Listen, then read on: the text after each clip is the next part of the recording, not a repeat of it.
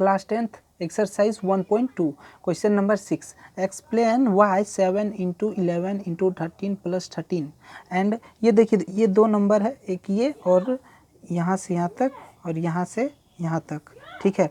बोल रहा है आर कंपोजिट नंबर। क्वेश्चन में बोल रहा है कि आप एक्सप्लेन कीजिए जो ये दो नंबर है ना, ये एक ये और ये एक ये आर कंपोजिट नंबर हैं, अगर है तो ये क्यों हैं, ठीक है। तो देखिए हम कंपोजिट नंबर का कुछ आपको स्टेटमेंट बता दे रहे हैं, ठीक है, कंपोजिट नंबर का। तो देखिए कंपोजिट नंबर बोलता है those number which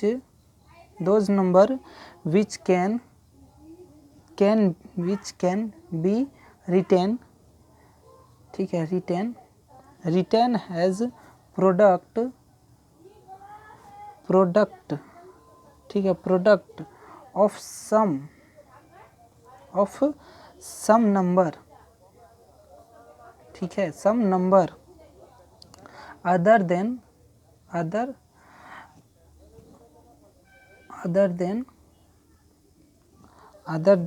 1 and itself।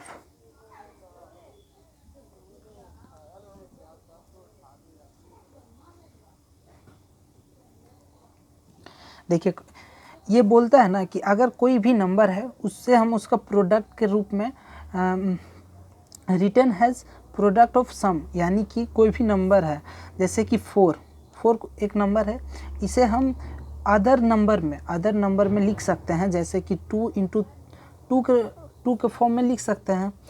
देखिए written as product of some number, यानी अदर लिख सकते हैं ना सम नंबर में, इट इज़ कॉल्ड, ये होता है कंपोजिट नंबर। जैसे कि 3 हम एग्जांपल लेते हैं, 3 को आप लोग कैसे लिख सकते हैं, या तो 3 इंटू 1 लिख सकते हैं या तो 1 इंटू 3 लिख सकते हैं। ऐसा नंबर जो ना कि मतलब 1 से या फिर अपने आप से डिविजिबल हो, वो कंपोजिट नंबर नहीं होता है। और कंपोजिट नंबर वो नंबर होते हैं वो 1 से भी डिविजिबल हो, अपने आप से भी, और अदर नंबर से भी डिविजिबल हो, उसे अदर फॉर्म में भी लिख सकते हैं उसका प्रोडक्ट के रूप में, तो उसे बोलते हैं कंपोजिट नंबर। जैसे 4 को हम लोग 2 इंटू 2 का फॉर्म में लिख सकते हैं। 8 को हम लोग कैसे लिख सकते हैं, 4 इंटू 2 लिख सकते हैं, ठीक है, इस तरह से लिख सकते हैं। और कोई फॉर्म है क्या जैसे कि 2-4 फॉर्मेट में हम उसे लिख सकें, इट इज़ कंपोजिट नंबर। एक और हम कंपोजिट नंबर का आपको बताते हैं, number greater then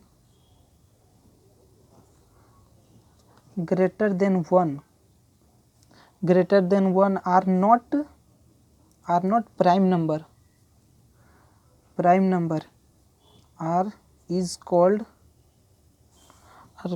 called composite number, यानी कि वो एक से बड़ा हो, ठीक है, एक से बड़ा हो और प्राइम नंबर नहीं हो, वो होता है कंपोजिट नंबर। प्राइम एक से बड़ा यानी 2 प्राइम नंबर है, 3 भी प्राइम नंबर है, 4 प्राइम नंबर नहीं ना है, 4 प्राइम नंबर नहीं है, तो ये कंपोजिट नंबर हो जाएगा। फिर 6, 4, 6, 8 ये सब कंपोजिट नंबर है, क्योंकि ये तो एक से बड़ा है और एक से बड़ा भी है और प्राइम नंबर भी नहीं है, इसलिए it is called composite number. एक तो ये हो गया कंपोजिट नंबर का डिफिनेशन, और एक ये हो गया कंपोजिट नंबर का डिफिनेशन। अब देखिए दो चीज़ हमें दिया गया, 7 इंटू 11 इंटू 13 प्लस 13, इसे हम लोग इंटू करते हैं, देखते हैं क्या आता है। 77, 11 से 7 इंटू होगा तो 77 इंटू 13, यानी कि इस चीज़ को रफ में करेंगे 17 इंटू 13, 7 3 ज़ा 21, 2 रह जाएगा, और 7 3 ज़ा 21 और 2 बाकी था, तो 23 इंटू 1 से 7, यहाँ 7 क्या हो जाएगा 101 ये आ जाएगा, और प्लस 13 यहाँ क्या प्लस 13, तो प्लस 13 कर लेंगे, 4101। देखिए 10 0 14 है, 10 0 14 ये चीज़ आया ना। अब इसे हमें फैक्टर्स के रूप में लिखना, क्या इसे हम फैक्टर में लिख सकते हैं? ये क्या वन और इटसेल्फ अपने आप के अलावा और किसी नंबर से डिविजिबल है? तो ये बिल्कुल डिविजिबल है, 2 से डिविजिबल है, ये है ना। 2 से 5 बार में 0, उसके बाद 7 बार में 14, फिर ये 3 से डिविजिबल होगा, 2 से तो नहीं होगा, 3 से एक बार में, उसके बाद हाँ 3 से डिविजिबल है 169, उसके बाद ये 13 से डिविजिबल है, फिर 13 प्राइम नंबर है तो ये 13 से होगा डिविजिबल 1 बार में। ठीक है, तो हमने देखा कि इस नंबर को हम लोग इस तरह से लिख सकते हैं ना, 2 × 3 × 13 × 13 के फॉर्म में लिख सकते हैं। इस नंबर को हम लोग इस फॉर्मेट में लिख सकते हैं। तो ऐसे नंबर को हम लोग बोलते हैं ना कंपोजिट नंबर, जिसे हम इस फॉर्म में लिख सकते हैं।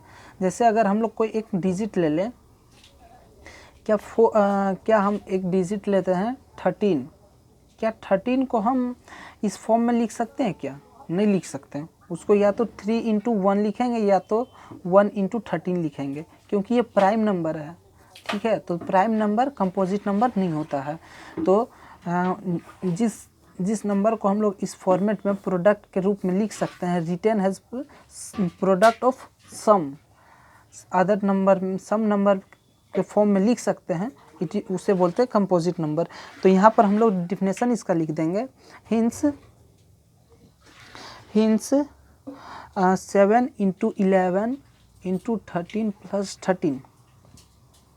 हाँ ठीक है, ये कितना है 1014 इज अ कंपोजिट नंबर है ना, कंपोजिट नंबर। वी कैन, ये क्यों है composite number? We can show 1014 as product, क्योंकि इसे हम प्रोडक्ट के रूप में शो कर सकते हैं, इसलिए ये कंपोजिट नंबर है। प्रोडक्ट क्या है 2 × 3 × 13 × 13, इसलिए ये कंपोजिट नंबर है। एक और है, एक आखिरी पॉइंट, 7 × 6 × 5 × 4 × 3 × 2 × 1 + 5। इसे हम लोग ऐड करते हैं, इंटू करते हैं, देखते हैं क्या आता है। ठीक है, तो देखिए यहाँ क्या हो जाएगा 42 और ये 20, यानी कि इंटू कर लेते हैं इससे 6 24 हो जाएगा 24, ये वाला इसको इससे करेंगे, फिर इसको इससे करेंगे 24 और ये 30 हो जाएगा। तो इसे इंटू करते हैं 0 0 × 12 2, बाकी 1 6 और 7 0 2 7। उसके बाद इसको 7, फिर 7 से इसे मल्टीप्लाई करेंगे 0 4 बाकी 1, यानी 50 हो गया। उसके बाद प्लस में 5 है तो 5 ऐड कर लेंगे, तो 5 4 50 ये हो जाएगा। ठीक है, यानी 50 45 ये चीज़ आया। अब इसे हम लोग फैक्टर्स के रूप में लिखते हैं। देखिए 50 45 इसको फैक्टर के रूप में लिखते हैं। ये 5 का टेबल में इजीली जाएगा, 2 से भी नहीं जाएगा, 3 से भी नहीं जाएगा, 5 से बहुत इजीली जाएगा। यानी कि ये 10 बार में 50 और 9 बार में 45। 1009 क्या ये किससे जाएगा?